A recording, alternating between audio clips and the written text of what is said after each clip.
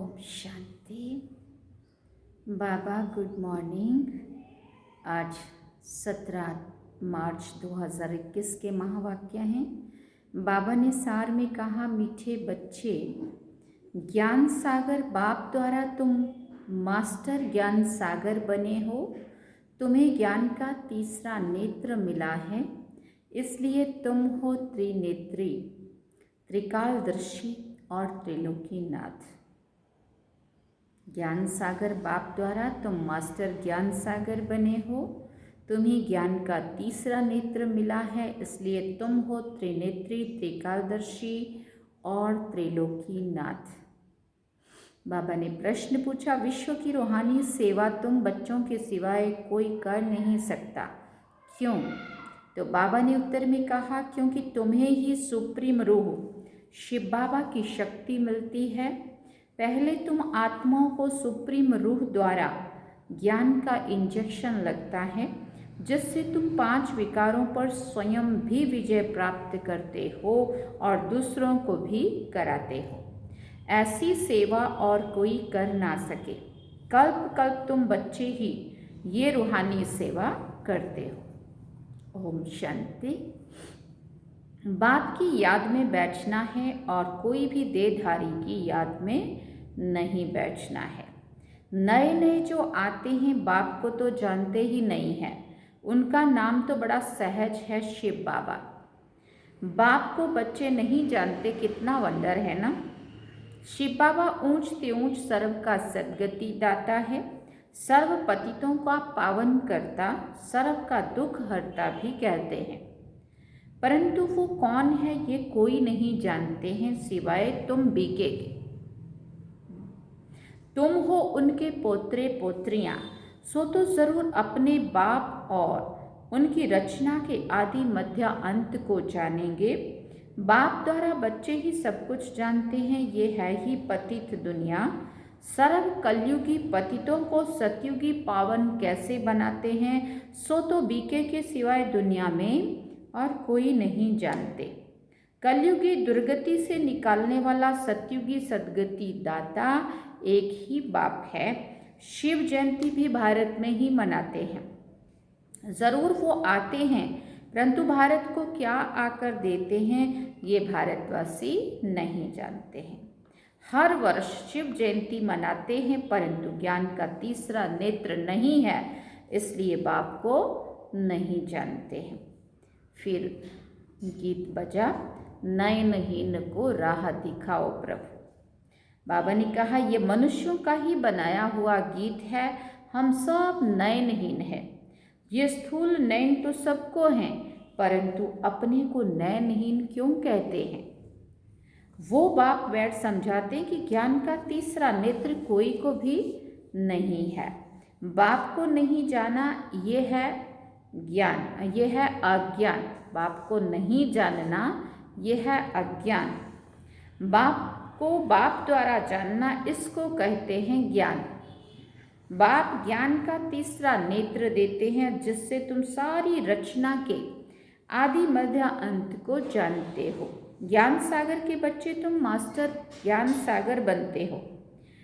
तीसरा नेत्र माना ही त्रिनेत्री, त्रिकालदर्शी और त्रिलोकी नाथ बन जाते हो। भारतवासी ये नहीं जानते कि ये लक्ष्मी नारायण जो सतयुग के मालिक थे, इनको ये वर्षा कैसे मिला, वो कब आए, फिर कहाँ गए, फिर कैसे राज्य लिया, कुछ भी नहीं जानते। ये देवताएं पावन है ना। पावन तो जरूर बाप ही बनाएंगे। तुम भारतवासियों को बाप बैठ समझाते हैं। जो देवताओं को शिव को मानते हैं, शिव का जन्म भी भारत में हुआ है। ऊंच ते ऊंच है भगवान।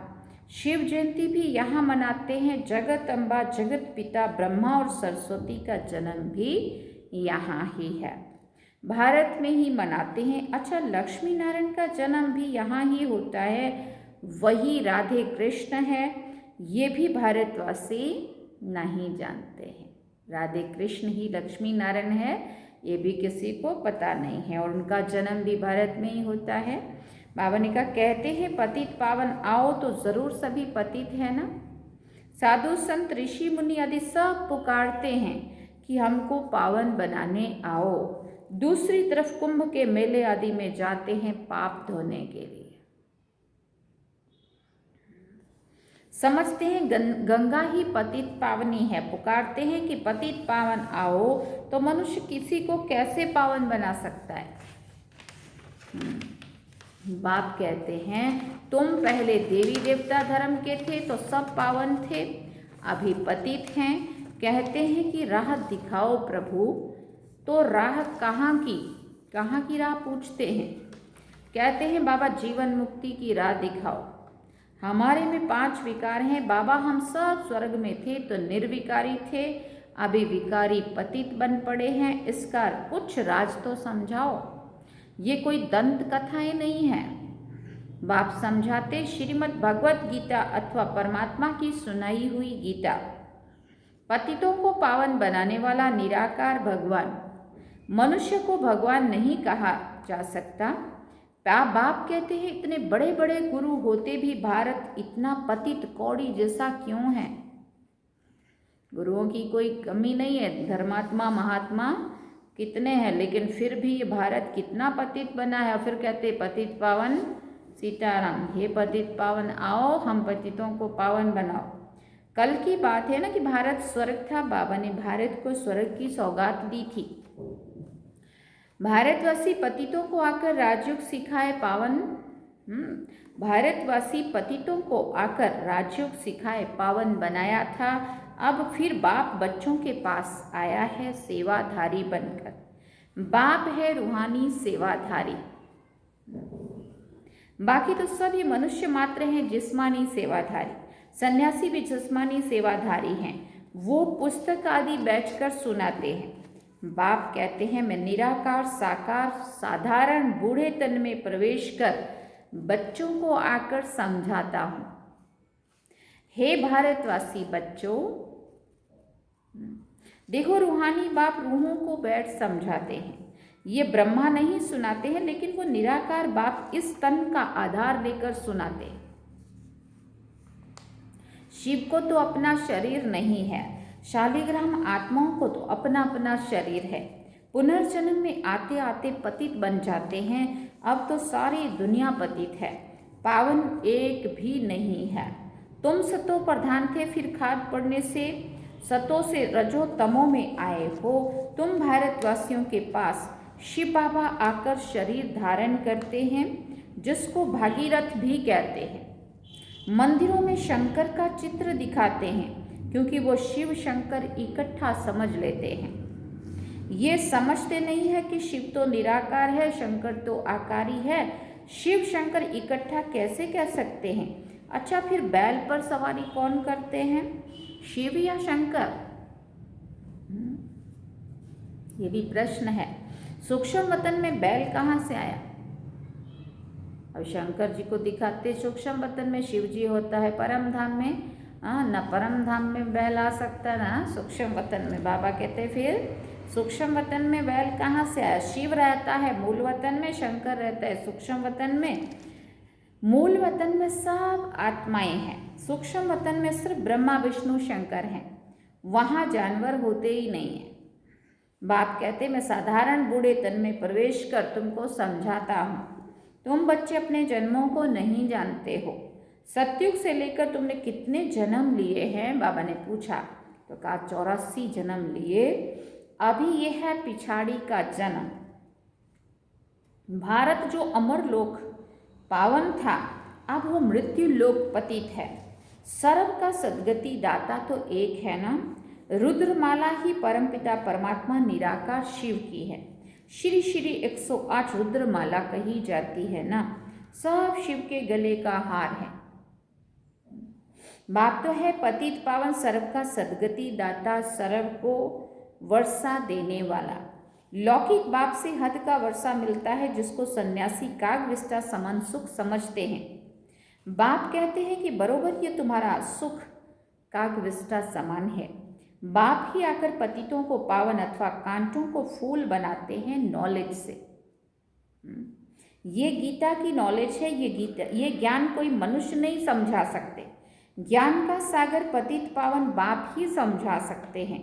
बाप से ही वर्षा मिलता है जो तुम ले रहे हो। तुम ही सिर्फ सदगति तरफ जा रहे हो। अभी तो संगम पर हो, वो तो कलयुग में है। अभी है कलयुग का अंत। महाभारत लड़ाई भी सामने खड़ी है। 5000 वर्ष पहले भी जब तुम राजयोग सीखते थे तो भंबोर को आग लगी थी। अभी तुम राजयोग सीख रहे हो ये लक्ष्मी नारायण बनने के लिए। बाकी तो है भक्ति मार्ग। बाप जब आते हैं तो आकर स्वर्ग के द्वार खोलते हैं। बाप कहते हैं ये शिव शक्ति भारत माताएं तो भारत को स्वर्ग बनाती हैं श्रीमत पर। तुम हो शिव शक्ति भारत माताएं जो भारत को स्वर्ग बनाती हो। तुम हो ही शिव की औलाद, उसको ही याद करते हो। शिव से शक्ति लेकर 5 विकारों रूपी शत्रुओं पर जीत पाते हो। तुम बच्चों ने 5000 वर्ष पहले भी भारत की रूहानी सेवा की थी। वो सोशल वर्कर्स करते हैं जिस्मानी सेवा, ये है रूहानी सेवा। सुप्रीम रूह आकर आत्मा को इंजेक्शन लगाते हैं, पढ़ाते हैं। आत्मा ही सुनती है, तुम आत्माएं हो। तुम ही 84 जन्म लेते हो। एक शरीर छोड़ दूसरा लेते हो। 84 जन्म ले 84 माँ बाप बनाए हैं। सतयुग त्रेता में तुमने स्वर्ग के सुख पाए। अब फिर बेहद के बाप द्वारा सुख का वर्षा ले रहे हो। बरोबर भारत को ये वर्षा था। भारत में ये लक्ष्मी नारायण का राज्य था। वहाँ दैत्य आदि कोई भी थे नहीं। तुम जानते हो अब इस पुरानी दुनिया को आग लगनी है। मैं आकर ज्ञान यज्ञ रचता हूँ। तुम सब पवित्र देवता बनते हो। हजारों हैं जो देवता बनने का पुरुषार्थ कर रहे हैं। हजारों के अब तो लाखों हो गए, तो तब की मुरली है। बाप आया है बच्चों की सदगति करने, तो तुम बच्चों को कांटों से फूल बना रहे हैं।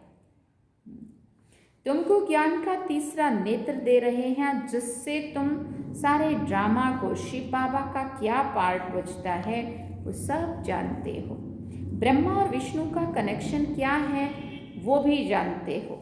वो दिखाते हैं विष्णु की नाभि से ब्रह्मा निकला, ब्रह्मा ही जाकर विष्णु बनते हैं। ब्राह्मण सो फिर देवता। विष्णु से ब्रह्मा बनने में 5000 वर्ष लगा, ये तुमको ज्ञान है। तुम ब्राह्मणों की नाभि कमल से विष्णुपुरी प्रकट हो रही है। विष्णुपुरी प्रकट हो रही है मतलब स्थापन हो रही है, बन रही है। उन्होंने जो चित्र बनाया है, विष्णु की नाभि से ब्रह्मा निकला, फिर सभी वेदों शास्त्रों का सार सुनाया। अब तुम ब्रह्मा द्वारा सारा सार समझते हो।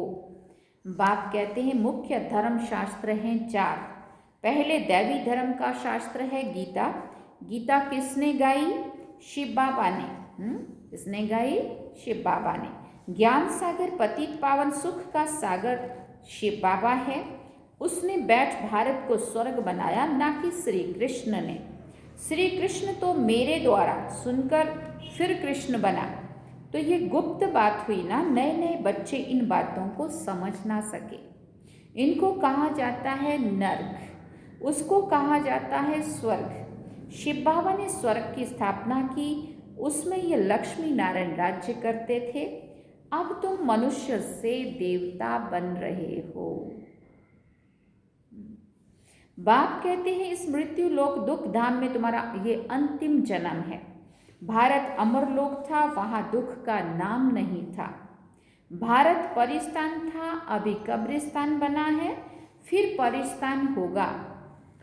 अब ये सब समझने की बातें हैं। ये है मनुष्य से देवता बनने की पाठशाला। ये कोई सन्यासियों का सत्संग नहीं है जहाँ शास्त्र बैठ सुनाते हैं। इन बातों को नया कोई समझ ना सके जब तक 7 दिन का कोर्स नहीं किया है। इस समय भक्त तो सभी मनुष्य मात्र हैं, उनकी आत्मा भी याद करती है। परमात्मा एक माशूक के सब आशिक हैं। बाप आकर सचखंड बनाते हैं, आधा कल्प के बाद फिर रावण आकर झूठ खंड बनाते हैं। अभी है संगम, ये सब समझने की बातें हैं। अच्छा, मीठे मीठे सिक्के लदे बच्चों प्रति माता पिता बाप दादा का याद प्यार और गुड मॉर्निंग। रूहानी बाप की रूहानी बच्चों को नमस्ते। हम रूहानी बच्चों की रूहानी माता पिता बाप दादा को दिल व जान सिकवा प्रेम से याद प्यार गुड मॉर्निंग नमस्ते थैंक्स बाबा जी। अब धारणा के लिए मुख्य सार है। पहला पॉइंट, बाप की श्रीमत पर भारत की सच्ची सच्ची रूहानी सेवा करनी है। सर्वशक्तिमान बाप से शक्ति लेकर 5 विकारों रूपी शत्रुओं पर विजय पानी है। दूसरा पॉइंट, मनुष्य से देवता बनने के लिए पवित्र जरूर बनना है।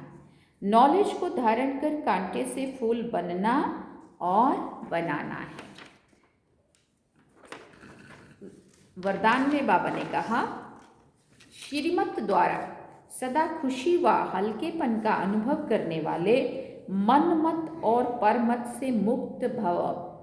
जिन बच्चों का हर कदम श्रीमत पर मान है, उनका मन सदा संतुष्ट होगा। मन में किसी भी प्रकार की हलचल नहीं होगी। श्रीमत पर चलने से नेचुरल खुशी रहेगी, हल्केपन का अनुभव होगा। इसलिए जब भी मन में हलचल हो, ज़रा सी खुशी की परसेंटेज कम हो तो चेक करो, ज़रूर श्रीमत की अवज्ञा हुई होगी। इसलिए सूक्ष्म चेकिंग कर मनमत व परमत से स्वयं को मुक्त कर लो। स्लोगन में बाबा ने कहा, बुद्धि रूपी विमान द्वारा वतन में पहुंचकर ज्ञान सूर्य की किरणों का अनुभव करना ही शक्तिशाली योग है। बुद्धि रूपी विमान द्वारा वतन में पहुंचकर ज्ञान सूर्य की किरणों का अनुभव करना ही शक्तिशाली योग है। अच्छा, ओम शांति। अभी मातेश्वरी जी के अनमोल महावाक्य हैं। मम्मा कहती है, आत्मा परमात्मा में अंतर भेद। वो क्या भेद है? आत्मा और परमात्मा अलग रहे बहुकाल, सुंदर मेला कर दिया जब सतगुरु मिला दलाल। जब हम ये शब्द कहते तो इसका यथार्थ अर्थ है कि आत्मा परमात्मा से बहुत काल से बिछड़ी हुई है। बहुत काल भी कितना, परम धाम से जब हम सतयुग में आए तो सतयुग, त्रेता, द्वापर, कलयुग, कलयुग के अंत में बाबा आया तो कितने समय से, बहुत काल से बिछड़ी हुई है, हम बाबा से दूर हुई हैं। बहुत काल का अर्थ है बहुत समय से आत्मा परमात्मा से बिछुड़ गई हैं। तो ये शब्द सिद्ध करता है कि आत्मा और परमात्मा अलग अलग दो चीज़ हैं। आत्मा सो परमात्मा नहीं हो सकता। दोनों में आंतरिक भेद है, परंतु दुनियावी मनुष्यों को पहचान ना होने के कारण वो इस शब्द का अर्थ ऐसे ही निकालते हैं कि मैं आत्मा ही परमात्मा हूँ। परंतु आत्मा के ऊपर माया का आवरण चढ़ा हुआ होने के कारण अपने असली स्वरूप को भूल गए हैं। कहते हैं जब माया का आवरण उतर जाएगा फिर आत्मा वही परमात्मा है। वो तो आत्मा को अलग इस मतलब से कहते हैं कि दूसरे लोग फिर इस मतलब से कहते हैं कि मैं आत्मा सो परमात्मा हूँ, परंतु आत्मा अपने आप को भूलने के कारण दुखी बन पड़ी है। जब आत्मा फिर अपने आप को पहचान कर शुद्ध बनती है तो फिर आत्मा परमात्मा से मिलकर एक हो जाएगी।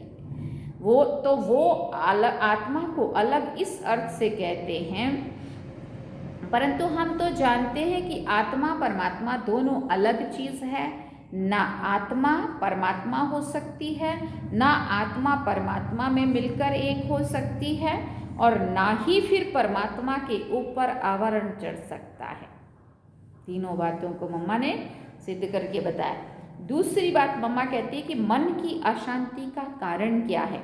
कर्म बंधन और शांति का आधार है कर्मातीत।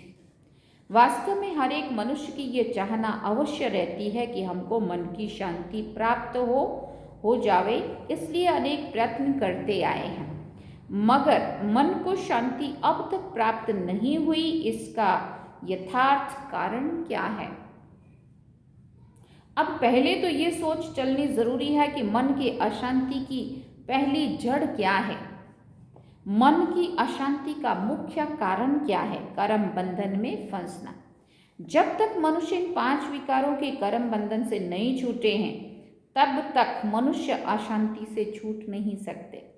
जब कर्म बंधन टूट जाता है तब मन की शांति अर्थात जीवन मुक्ति को प्राप्त कर सकते हैं। अब सोच करना है ये कर्म बंधन टूटे कैसे और उससे छुटकारा देने वाला कौन है। तो हम तो जानते कोई भी मनुष्य आत्मा किसी भी मनुष्य आत्मा को छुटकारा दे नहीं सकती।